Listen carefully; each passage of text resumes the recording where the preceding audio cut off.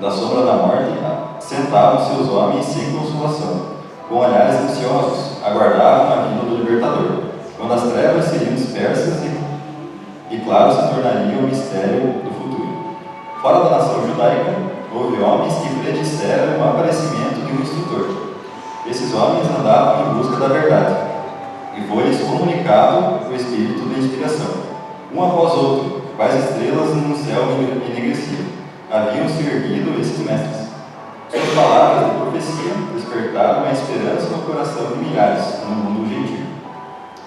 Fazia séculos que as escrituras haviam sido traduzidas para o grego, então vastamente falado no Império Romano. Os judeus estavam espalhados por toda parte, e sua expectação da vinda do Messias era, até certo ponto, partilhada pelos gentios. Entre aqueles a quem os judeus classificavam de pagãos, encontravam-se homens que possuíam melhor compreensão das profecias da Escritura relativa ao Messias do que os mestres de Israel. Alguns o esperavam como libertador do pecado. Filósofos esforçavam-se por estudar a fundo o mistério da organização dos hebreus. A hipocrisia destes, porém, impedia a disseminação da luz. Como fito de manter a separação entre eles e as outras nações, não se dispunham a comunicar o conhecimento que ainda possuíam quanto ao serviço simbólico. Era preciso que viesse o verdadeiro intérprete, aquele a quem todos esses tipos prefiguravam. Devia explicar o sentido dos mesmos. Por meio da natureza, de figuras e símbolos, de patriarcas e profetas, Deus falara ao mundo. As lições deviam ser dadas à humanidade, na linguagem da própria humanidade. O mensageiro do concerto devia falar. Sua voz devia ser ouvida em seu próprio tempo. Cristo tinha de vir para proferir palavras que fossem claras e positivamente compreendidas. Ele, o autor da verdade, devia separá-la da palha das expressões humanas que haviam tornado dele um efeito. Os princípios do governo de Deus e o plano da redenção deviam ficar claramente definidos. As lições do Antigo Testamento precisavam ser plenamente apresentadas aos homens. Havia entre os judeus ainda algumas almas firmes, descendentes daquela santa linhagem através da qual fora conservado o conhecimento de Deus. Estes acalentavam a esperança da promessa feita aos pais, fortaleciam a fé, repousando na certeza dada por intermédio de Moisés. O Senhor, vosso Deus, vos suscitará um profeta dentre nossos irmãos, semelhante a mim. A este ouvireis em tudo que vos disser. Atos dos Apóstolos 3:22. E novamente iriam como o Senhor havia de ungir alguém para pregar boas novas aos mansos, restaurar os contritos de coração, proclamar liberdade aos cativos e apregoar o ano aceitável do Senhor. Isaías 61:1. Iam como ele havia de estabelecer a justiça sobre a terra, como as ilhas aguardariam a sua doutrina, como os gentios andariam à sua luz e os reis ao esplendor que lhe nascera. Isaías 63. As últimas palavras de Jacó os enchiam de esperança.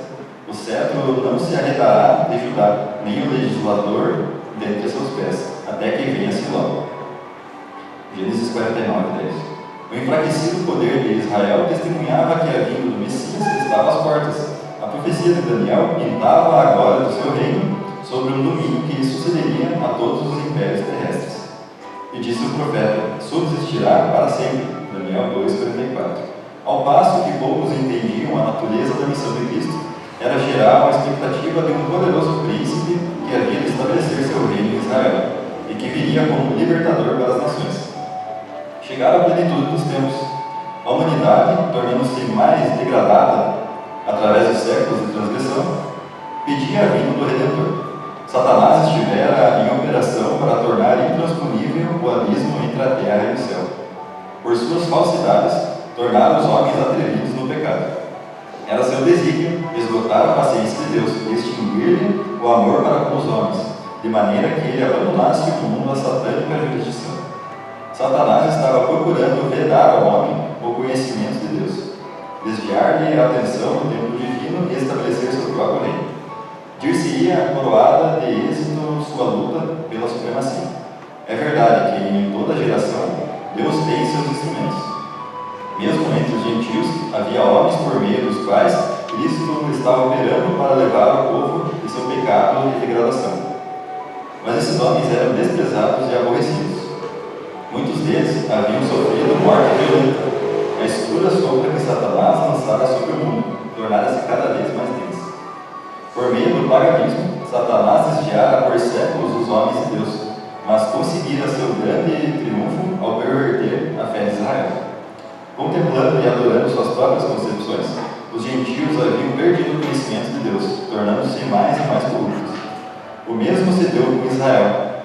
O princípio de que o homem se pode salvar por suas próprias obras e que está na base de toda religião pagã, tornara-se também o princípio da religião judaica.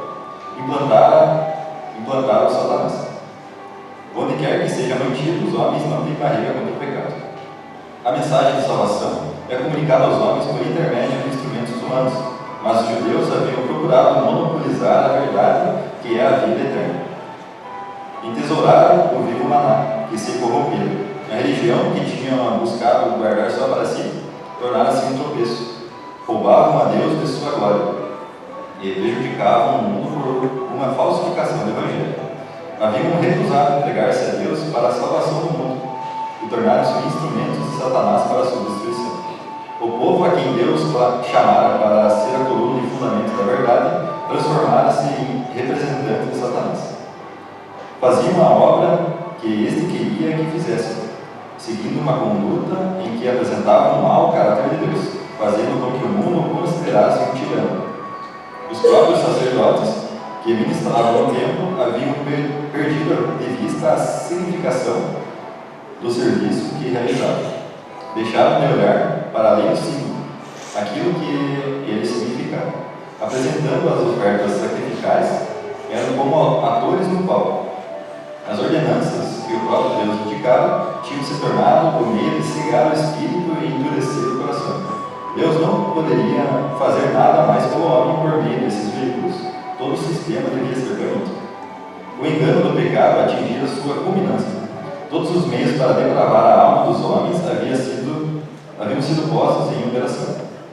Contemplando o mundo, o Filho de Deus viu o sofrimento e miséria. Viu com piedade como os homens se tinham tornado vítimas da crueldade satânica. Olhou compassivamente para os que estavam sendo corrompidos, mortos e perdidos. Estes tinham escolhido um dominador que os ungia a seu carro como cativos. Confundidos e enganados, avançavam em sombria procissão rumo à ruína eterna, para a morte em que não há nenhuma esperança de vida, para a noite em que não tem alvorecer. Agentes satânicos estavam incorporados com os homens.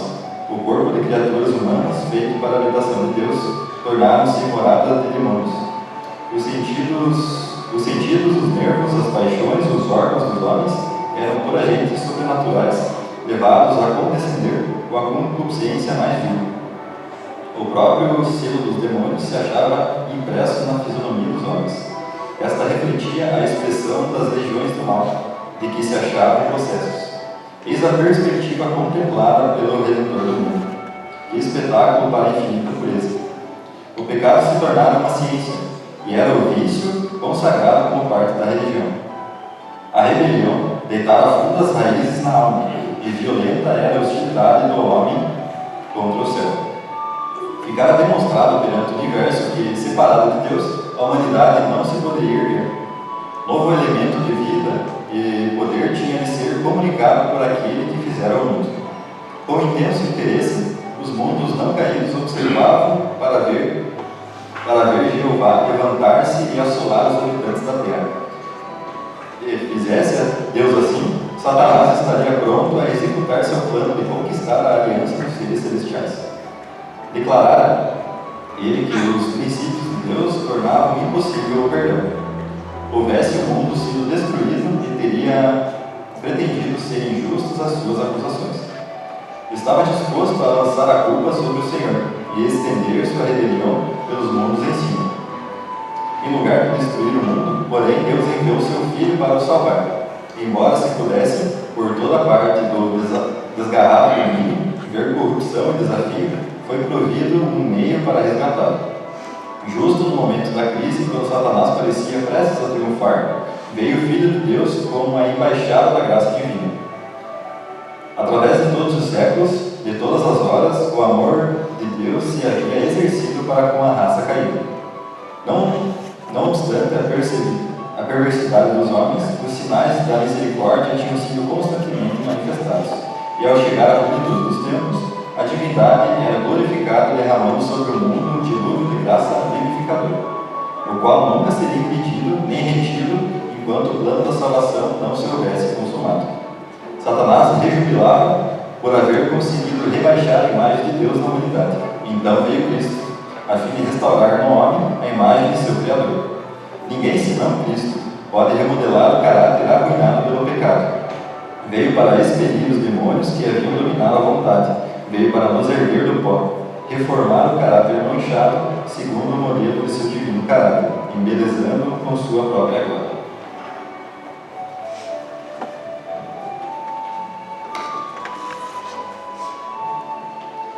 Sábias palavras, me dão até vontade de cantar. Vocês poderiam me acompanhar? Eu trouxe o meu presente e a minha oferta de gratidão. No último sábado foi entregue esse envelope aqui para os irmãos depositarem as suas ofertas, mas caso alguém não tenha esse envelope, tem em cima daquela mesinha lá, e vocês podem depositar assim como eu a sua oferta de gratidão aos pés de Jesus.